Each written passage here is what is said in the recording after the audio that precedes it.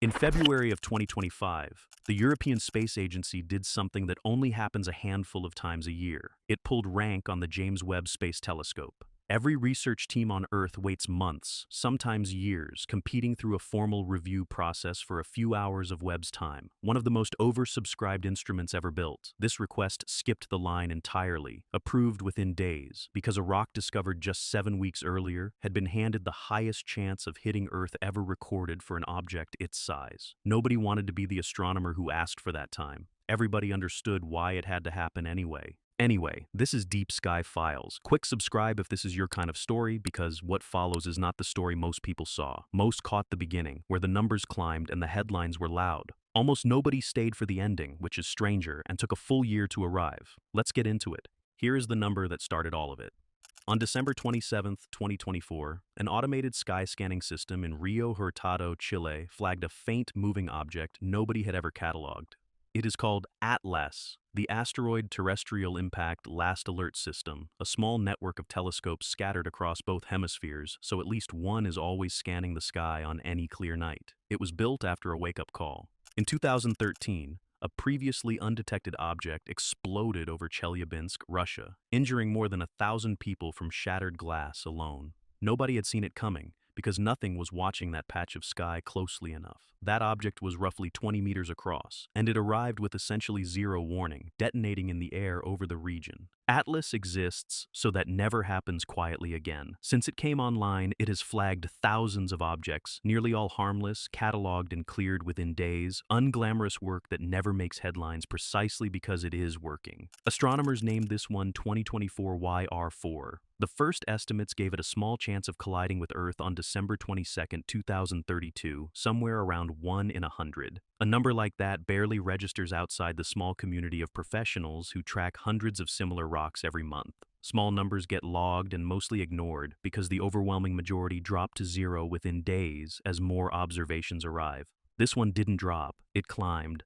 By late January, the odds had risen to 1.2%, by mid-February 2.1%. Then, on February 18, 2025, NASA's monitoring system briefly listed the impact probability at 3.1%. It was the highest figure ever recorded for an asteroid of its estimated size, an object large enough to level a city if it struck a populated area directly. What unsettled the professionals was not the percentage itself, but that the number stayed alive and kept growing week after week when almost every number like it dies within days. To communicate risk like this, astronomers use the Torino scale. It runs from 0, meaning no concern, up through a middle range flagging a serious threat, all the way to 10, a certain global catastrophe. It was designed so ordinary people and heads of state alike could read severity at a glance.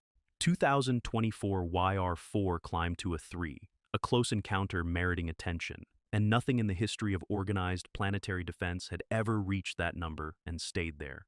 Here is the part that trips up almost everyone watching this in real time, because it feels backward. In the early days after a discovery, rising percentages usually do not mean the danger is growing. They mean the uncertainty is shrinking.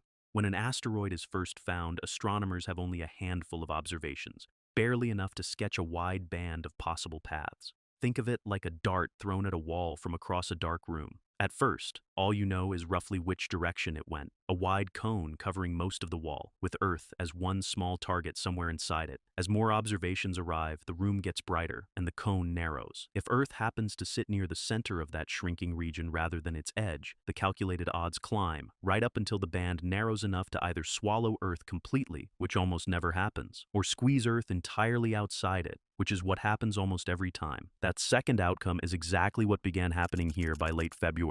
The climbing numbers were not a threat growing, they were a system converging on the truth. That is when the European Space Agency made its call.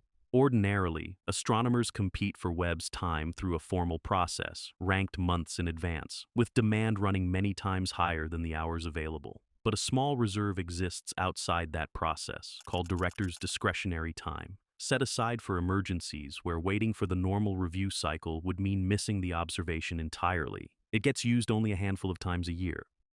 But there was a reason only Webb could answer the real question. Ground-based telescopes see an asteroid only by the sunlight bouncing off its surface, which leaves its true size dangerously uncertain, because a small bright rock and a large dark one can reflect the exact same amount of light. Webb sees heat instead, the infrared the object emits directly, which meant it could measure the true size no matter how reflective or dark the surface was. And the danger from a 40-meter rock and a 90-meter rock is not remotely the same conversation. While that request was still being processed, the ground-based news kept improving on its own. On February 19th, the probability dropped to 1.5%. The next day, it fell again to 0.27%. By the end of the month, an Earth impact on the 2032 date had been effectively ruled out, and the Torino rating slid back to a 1, then eventually to 0.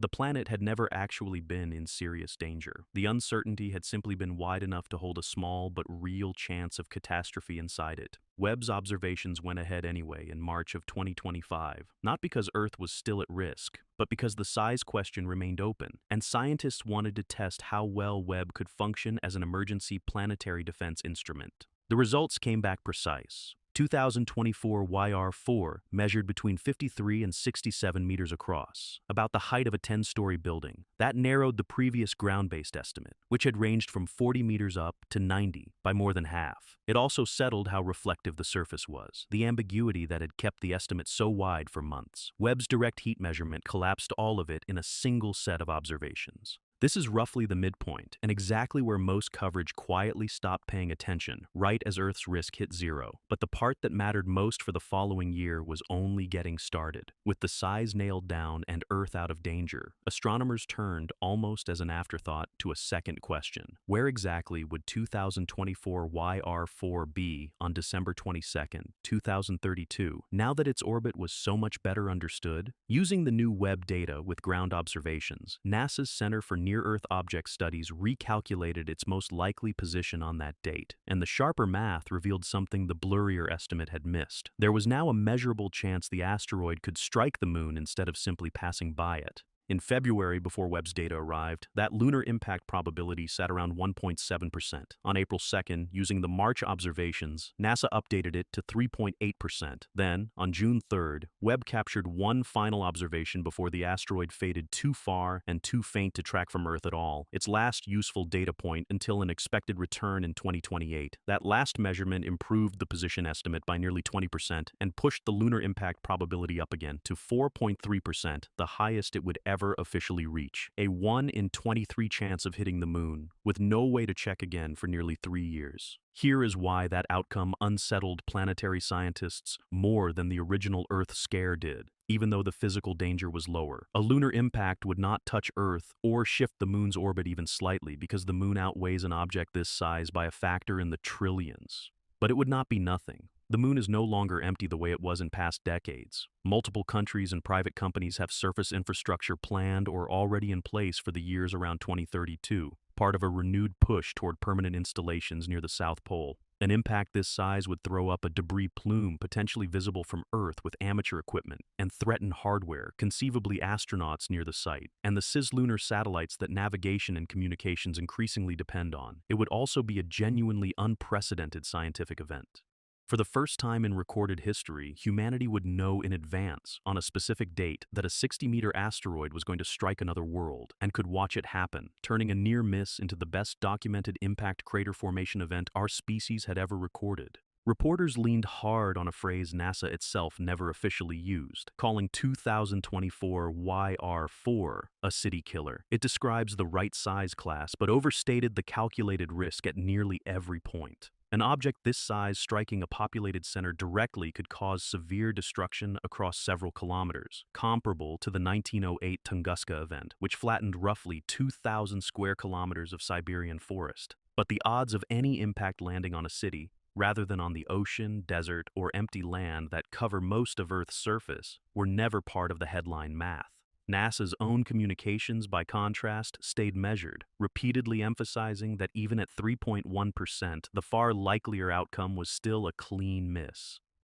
That gap is worth remembering, because it is what makes an honestly uncertain story easy to flatten into false reassurance or inflate into panic, when the real answer sat somewhere calculable in between. And then the asteroid did exactly what NASA said it would. It disappeared.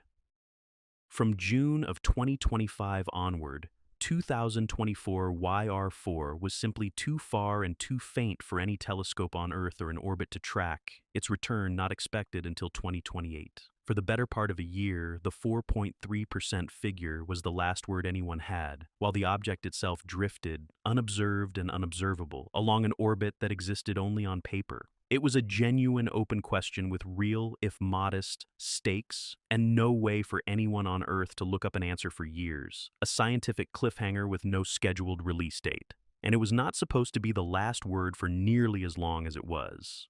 In February of 2026, an international team led by astronomer Andy Rivkin at the Johns Hopkins Applied Physics Laboratory found two narrow windows where Webb might, against all expectations, still detect something this faint, years before the 2028 return everyone had planned around.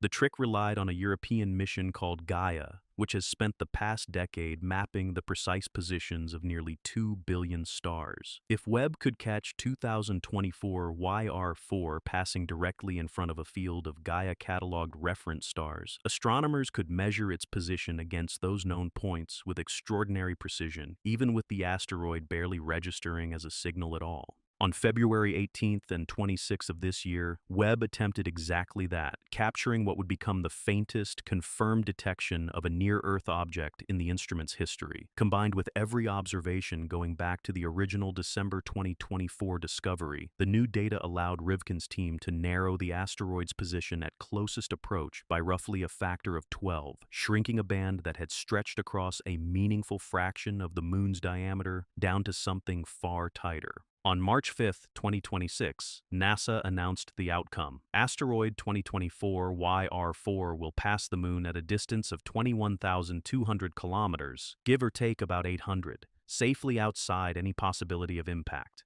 The lunar collision that had briefly reached a 1 in 23 chance was gone entirely.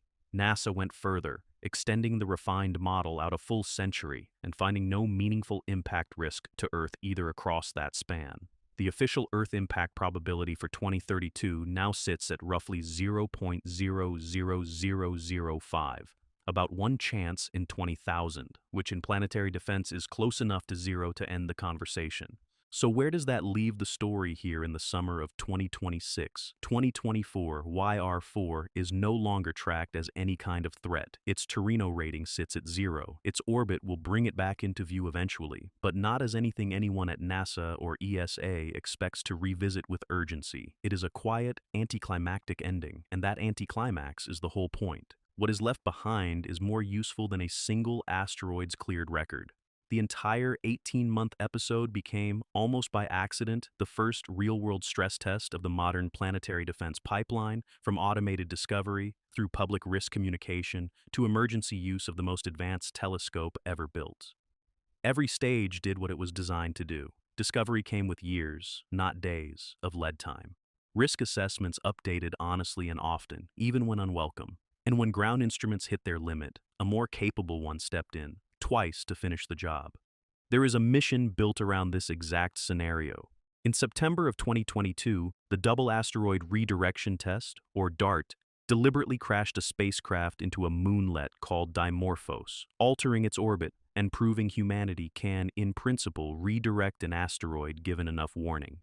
Engineers predicted the collision would shorten Dimorphos's orbit by about 7 minutes. The measured change was just over 33, more than 4 times larger, because the impact threw off a debris plume whose own momentum added to the push. Even a mission prepared for years produced an outcome nobody had fully modeled, and a redirection only works if you see the threat early enough and precisely enough to plan it. 2024 YR4 was never a test of whether we could stop an asteroid, but of whether we could see one clearly enough, quickly enough, to know if stopping it would ever become necessary. The European Space Agency is not treating this as a one-time scare. It is pointed at a planned mission called NEOMIR, a dedicated infrared space telescope designed to catch objects like 2024 YR 4 years earlier than ground systems can before that narrow, high-stakes window ever gets the chance to open. Ground systems like Atlas are excellent at finding objects once they are close and well lit, but they share a blind spot. They cannot see asteroids approaching from the sunward side of the sky, hidden in glare, the way you cannot spot a plane flying in front of the sun. An infrared platform between Earth and the sun could watch exactly that direction, adding years of warning to any future object on a similar path. What is still open, beyond one cleared asteroid, is how many more like it are out there, uncatalogued, on orbits nobody has mapped. Each a future, February 2025, waiting to happen with less warning attached. Most asteroids this size, large enough to devastate a city but too small to threaten civilization broadly, remain undiscovered because they stay faint until they happen to pass close. Newer surveys, including the Vera Rubin Observatory running its decade-long survey out of Chile, are expected to sharply raise the discovery rate for this size class, cataloging tens of thousands of unknown near-Earth objects. That means more headlines like this one, not fewer, by design. There is a version of this story where the ending is different, and it is worth sitting with, not because it happened, but because it is the whole reason the infrastructure exists. If Atlas had not caught 2024 YR4 in December of 2024, if the odds had kept climbing instead of collapsing, if Webb's emergency time had gone elsewhere, the world could have spent years, not weeks, living with a credible chance of a city-scale impact on a known date, with no way to shorten the wait. That did not happen, and none of it happened because any single institution planned it perfectly. It worked because a Chilean survey built after a past near-miss caught the object early, because at least 50 observatories kept feeding data as the orbit sharpened, because 2 space agencies quietly agreed a rock with a 3% chance of hitting Earth deserved to jump the line, and because the same telescope solved the same problem twice, a year apart, and got a clean answer both times. The next object like it, and there will be one, does not get to choose whether the system built to catch it is ready in time. That part is up to the people building it right now, using instruments that only make headlines when the math briefly says something nobody wants to hear. If you want to see what Rubin and Niemeyer turn up as they come online, subscribing is the best way to catch the next one of these in the middle of the story, not just at the beginning or the very end. Drop a comment telling me whether you remember 2024 YR4 when the odds were climbing, and whether you ever caught the follow-up about the moon, since that part got far less coverage than the scare. And if someone in your life still thinks this asteroid is a threat, because that is where the story usually gets left, frozen at whichever headline they saw first, go ahead and send them the actual ending.